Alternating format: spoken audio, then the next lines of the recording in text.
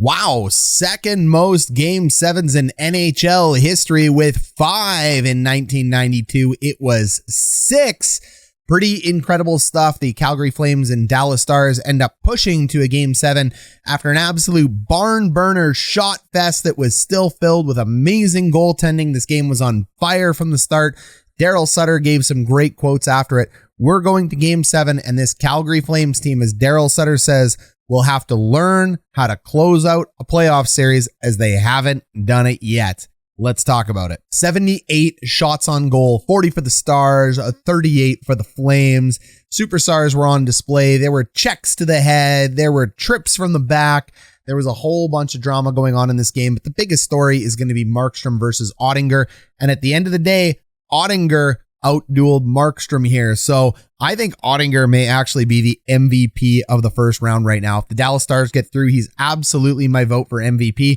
Carter Verhaeghe and his billion points over there in Florida has done excellent, but Oettinger just looks damn good. Adam Fox has a candidacy to it. Basically the entire Colorado Avalanche, because we've totally forgotten about them. They were done a week ago. There are a lot of MVPs sitting out there, but is there really anyone that has meant more to their team than Jake Oettinger? I think we are seeing a superstar elite goaltender who is going to creep into that Hellebuck, Vasilevsky, Igor Shesterkin, Jacob Markstrom conversation. Don't you, Stars fans? Hintz opens up the scoring after a drop pass from Pavelski, and Markstrom's been awesome this entire series, but that was a pretty weak goal on Markstrom. We'll go ahead and we'll review it.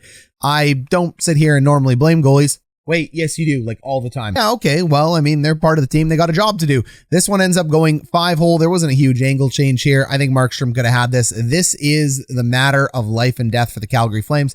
Not blaming Markstrom for the loss at all. He played absolutely fantastic today. He's been great for this series, but he's going to have to find a way to outduel Jake Oettinger because Oettinger has just been that much better, and that has made all the difference for the Stars. So Markstrom, he'll want that one back. Raffl scores the second goal, and now it is starting to feel like a bit of a grind fest. That is until Johnny Gaudreau and the powerhouse Calgary Flames finally show up and rebound, making it a 2-1 game. This has been the narrative all series. The first line has not been able to be as dominant as they should be. Hey, I was in an NHL playoff pool. I had the first overall pick. Guess who I took? Johnny Gaudreau. Guess who I regret taking from a points perspective? Johnny Gaudreau, but if they end up to the second round, maybe he can make it up. But we're talking about real hockey right now. However, fantasy and real hockey, the expectations on Gaudreau were that high that I think I'm probably not the only one that took him first overall, waiting 24 picks for something to come back to you. He's that good. He's that talented. We've said it on repeat. Your elite players need to score. He ends up banging the gate. He knows it. He needs a better effort out of himself.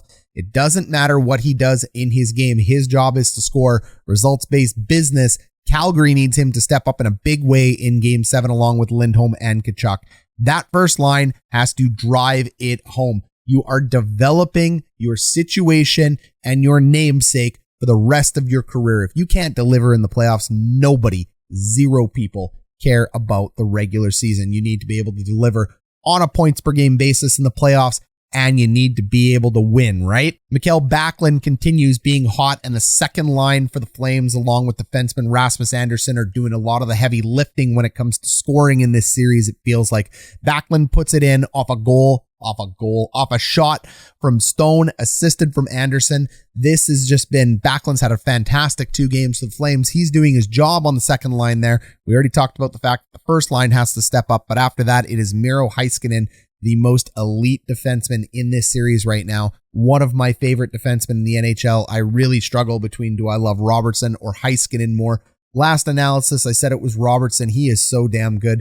But when you see elite defensemen that can do what Miro can do, like, it's so much more, it's impossible to replace, right? You can get a winger anywhere. As great as Robertson is, you can find wingers and depth pieces. You cannot find another Miro Heiskanen out there. So he ends up putting in the GWG, and the Dallas Stars end up taking it. What I loved about this is Dallas Stars changed the game. They didn't sit back in the neutral zone trap. They put their foot on the gas and they played like they had nothing to lose because they had nothing to lose. It's an elimination game, so you can't sit here and play overly defensively and try to drag the Flames into the muck. This is a sign of good coaching. This is a sign of a veteran team to be able to pivot at any moment during the series. The first 5 games, hyper boring if you're not a fan of either team. I don't say that to insult anybody. Very different style game. You got to love defensive style hockey. You got to love hockey in the muck to like these first 5 games. This had a totally different feel with the amount of shots, the physicality, the hits, and the coaches yelling. This was playoff hockey. It's all playoff hockey because it's in the playoffs, but this was an entertaining game from start to finish. And Flame Stars fans, we've got a ton of support from you on this channel. 6 games in, it has been amazing. We've grown to over 6,000. It's been like 1,500 subscribers over 6 games. A lot of it has to do with you amazing people from this series. Continue giving us the thumbs up. Continue giving us the likes. Go ahead, give us a thumbs down. Just hit a button down below. Any button you hit, this is the joke about it. Any button you hit helps. Engagement always works. Comment down below if you don't mind, please. Any comment definitely helps. Join our Discord if you want to chat with Coach Ryan D. We're definitely missing a lot of Flames fans in the Discord. We have a ton of fans from other series, but we could use a couple more Flames fans as well. A couple good Stars fans in there. This has been an awesome ride. If you want to support Coach Ryan D, 2 ways you can do it. We have our awesome membership page called the Coach's Staff. It gives you a lot of inside access and a lot of cool perks if you want to go ahead and support a content creator like me. However, free likes, free thumbs ups, still always welcome. Our content will always be free. If you're not looking for a membership subscription, we also have a super thanks down below. That's a one-time donation to the channel here that we will 100% reinvest in you. But you support how you want to support. Even just watching this video is enough support for us. So thank you for being here, regardless of how you choose to show your appreciation. This has been a wild ride. I love all the HDS fans, Calgary fans, and Stars fans. And Stars fans, you know what? I'm cheering for the Battle of Alberta. Why? Big money business. The Oilers versus the Flames. It's going to be popping.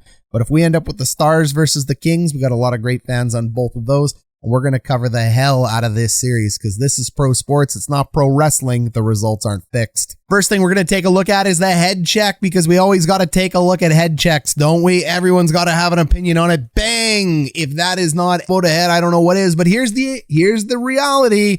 You always got to talk about intent and blah, blah, blah. The NHL just makes it so convoluted. So it is not just as simple as somebody makes contact with the head. If you read the rule book, it sounds that simple, but they don't enforce it that way. We know it well enough. This is an absolutely monster hit. No call in the play. We'll watch and let you know if supplemental discipline ends up coming through. If you want to know the opinion of the bench boss on the Stars, it's that right there. It's a head check. What are you doing? It's a head check. He knows it. I know it. I've been behind the bench where he is. Everybody gets emotional. There's nothing you can do. They call it or they don't call it. They ignore it or they don't ignore it. Many times, as I said it on this channel, even when Crosby got injured, do I want players to be protected? For sure. I don't think people should be losing players, but that's not the way hockey rolls. Hockey rolls on the wheel of suspension. We have no idea what's going to come out. Referees are wildly inconsistent and it's a violent game. So you got to protect yourself. As Cherry used to say, keep your head up on the trolley tracks.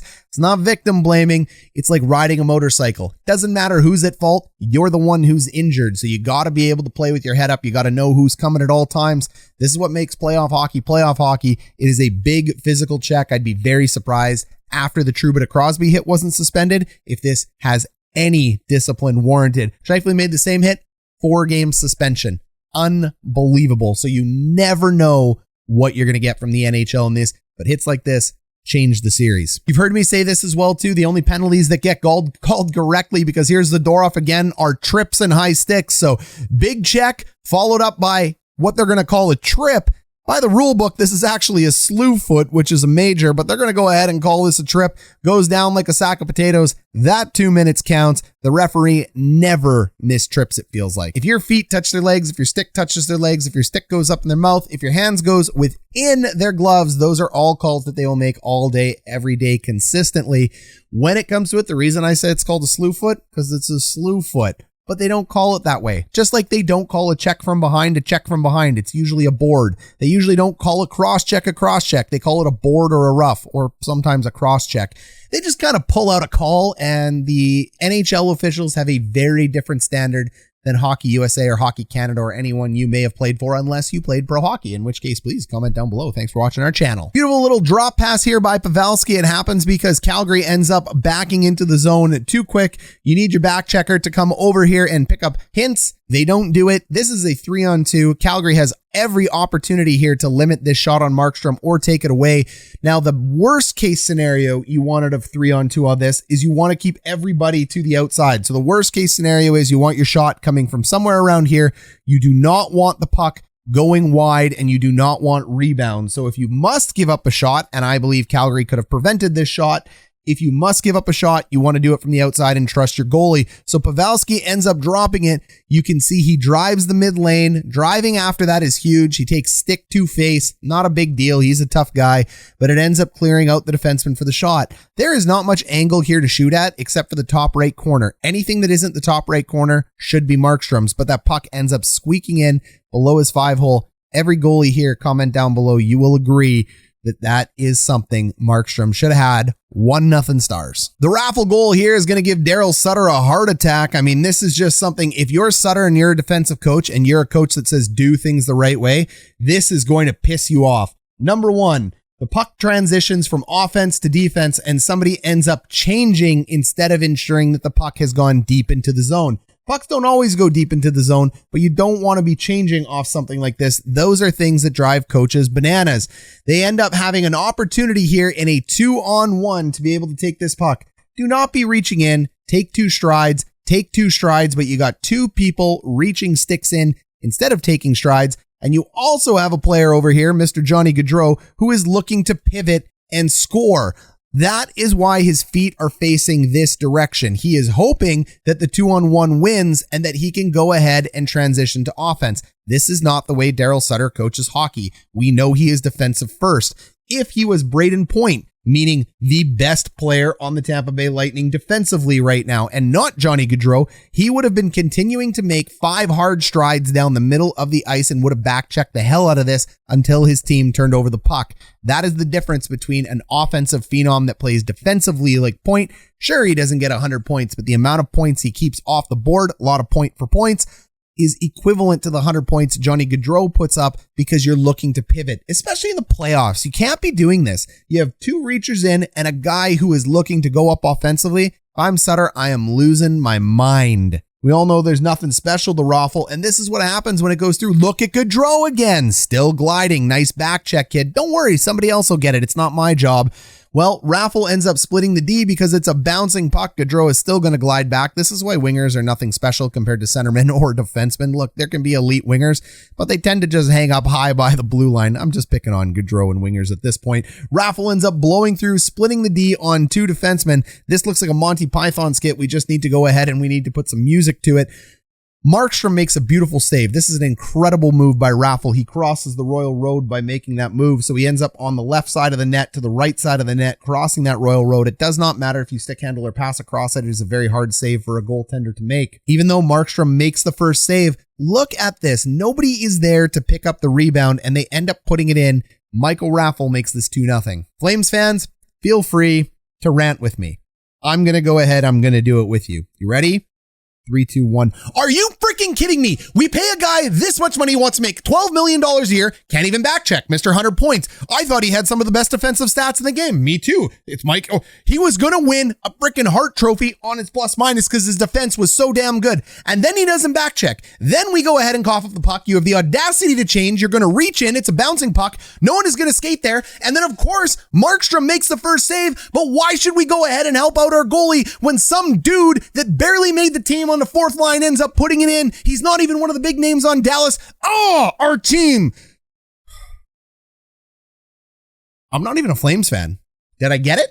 Let me know. So Tkachuk here with a nifty little neutral zone regroup. Now the Flames end up coming up with speed. And who is it? It's Johnny Gaudreau. He's going in a direction he likes to go. Offensively with the puck on his stick. This is where Johnny Gaudreau lives, breathes, and dies. Beautiful moves here by Gaudreau. This is really good gap by the defenseman here on Dallas. This is a stick length away. We talk about bad gap all the time. This is perfect gap. So this just ends up being a more skilled offensive player doing his thing. He is able to protect the puck. You have seen a whole bunch of moves. This is what makes Gaudreau special. So we picked on him. Here's what makes him special. Even a little guy like this is able to keep a proper amount of gap so people don't stick check him. They are about a stick length away, but notice how Gaudreau has kept that 1 to 2 feet just away from the circle of that stick, the radius of that stick, so he can keep the puck on a stick. This is something elite players do. Muckers or players on the second line or below would have either skated into this player or been stick checked by now. One-on-ones always favor defensemen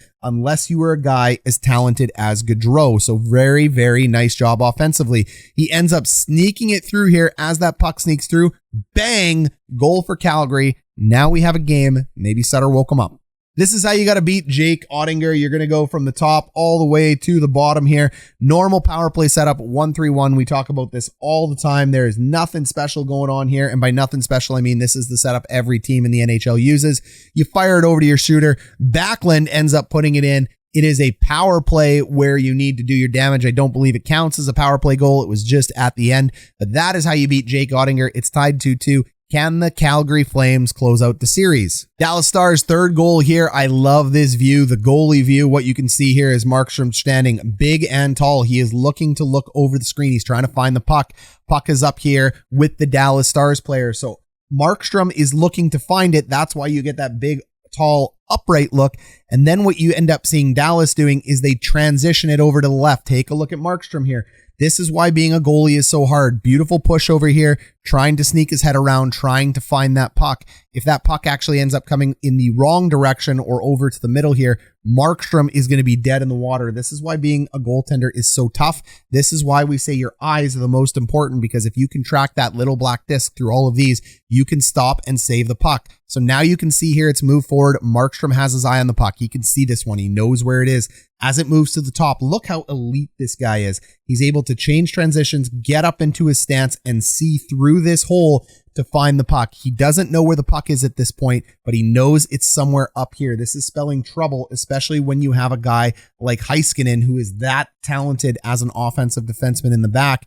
He ends up using that screen. I love what Miro Heiskanen does here. Defenseman, this is just so awesome these days. He makes a beautiful little J-hook. Remember, we have the Royal Road here, so he ends up crossing it twice. That really screws with a goalie, even though it's a little angle change. If you haven't been a goalie before, you don't realize what an inch can do. Ends up carrying it through. We could see from there, Markstrom looking for the puck. He can't find it the entire way because of that scrum in front of the net. Markstrom couldn't see the puck.